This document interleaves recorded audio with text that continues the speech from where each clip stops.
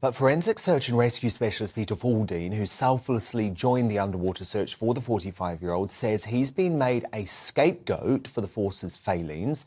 And former Met Police Senior Detective Simon Harding says the blame lies firmly with the police, who he believes have let down Nicola's family with a string of mistakes and unanswered questions during the case. And I'm delighted to be joined by both Peter and Simon now. So, Peter, let me start with you, because your reputation has been on the line here and you feel like you are being made a scapegoat today. Absolutely, Simon. Dan, sorry. The police have been searching this river for 3 weeks with divers, with side-scan sonar, the same equipment as we had, and river search teams plus dogs, and Nicola has not been found. We searched that part of the river, the lower part of the river, for just 4 hours, and I can categorically say that from our sonar footage, which I've since reviewed, Nicola was not laying on the riverbed. I can't see into the reeds. I want to make that very clear. And I've always said that to the media. We cannot see into the reeds, but we can see what's under the boat. And I've got a crystal clear image of the actual riverbed. OK, but you never specifically searched that part of the river where she was found? Yes, we did, Dan. We trawled like the police every day with our sonar. They did with their sonar, and there was no sign of Nicola on the under the water, I should say, not in the reeds. Our remit was not searching the riverbank or the reeds. I'll make that clear. So we ran the sonar down on day one, down about 2 or 3 miles down that river, and we never saw no sign of Nicola, as did the police for the last 3 weeks with their sonar device either. So do you think the police searched the reeds and the riverbeds properly?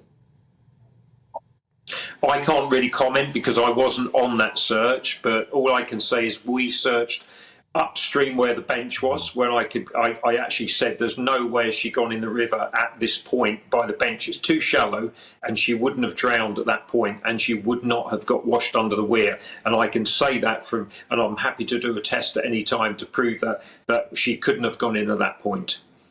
OK, because obviously what people are trying to work out, Peter, is was Nicola Bulley in the river the entire time and not picked up by your search and by the police search, or was she potentially put back into the riverbed?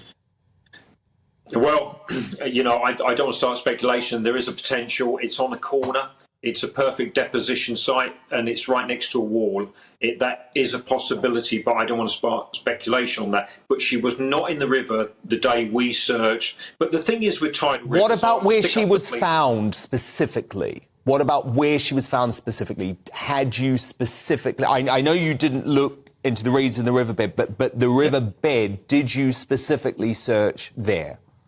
Yes, we drove past it with a sonar. It was crystal clear. Nothing. And nothing absolutely no sign.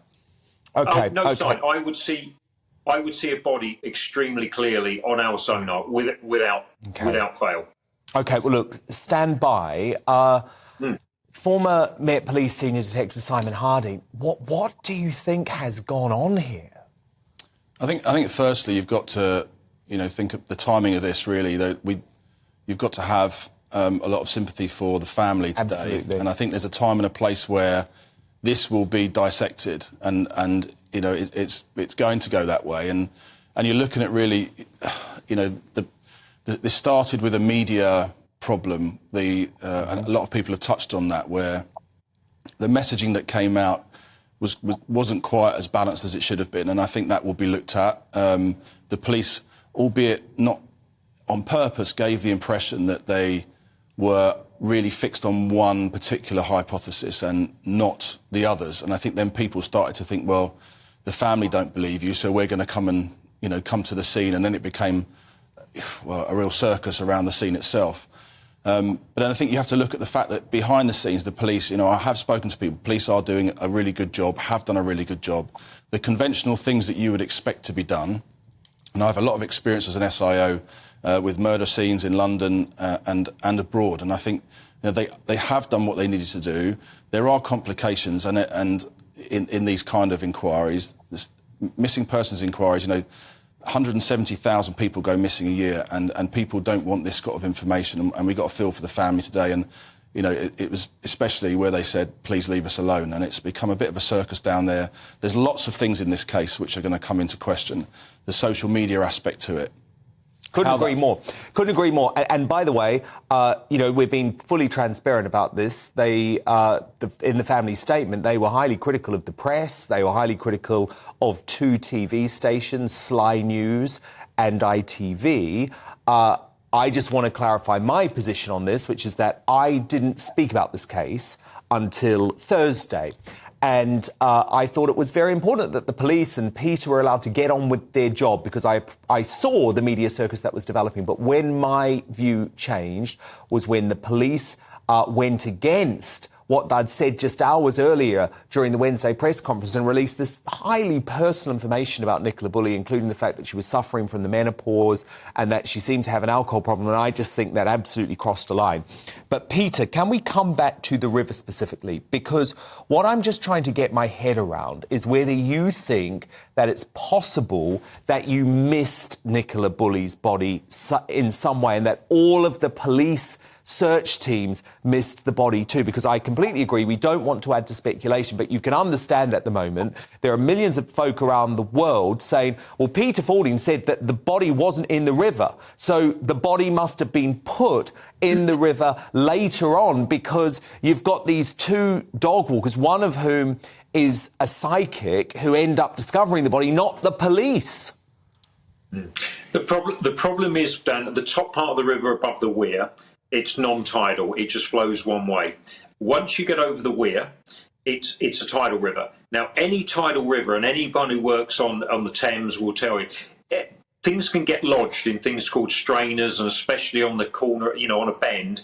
And obviously the water will rise and it will go out. Every 6 hours there's a turn of the tide, and things can move out very quickly. We worked on one operation in Kent where a sheep was going up and down the river for 2 weeks, a bloated dead sheep, and it came back to the same point every night. So it can go out and it can come back in again. So there's a possibility that Nicola could have been lodged in somewhere else a bit further upstream. But what I do find strange is that she hasn't gone very far. If I would have expected her to go further in 3 weeks than she did, literally a few hundred yards just down the stream from the weir. That's what's got to me. OK.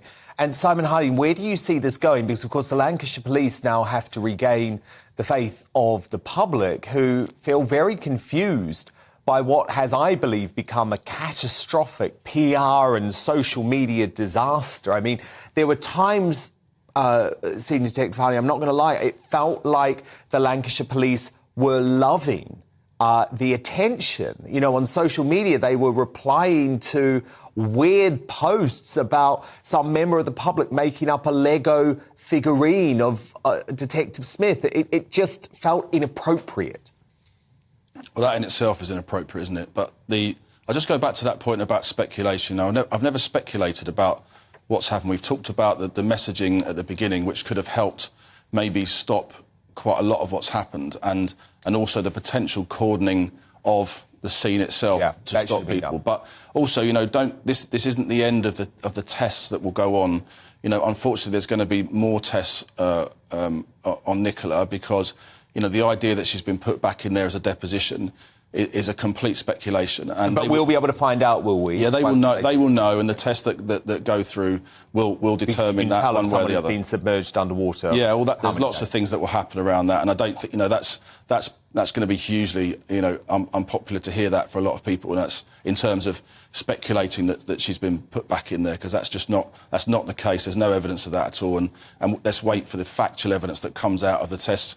But at the moment, I think now it is, let's get away from that family and leave them time to agree more. You know, to cope. Couldn't agree more. I've gone through utter hell. Utter hell. I think my point is that quite a lot of it has been to do with the way the Lancashire police decided to handle the case. But look, former Met Police Senior Detective Simon Harding, thank you so much.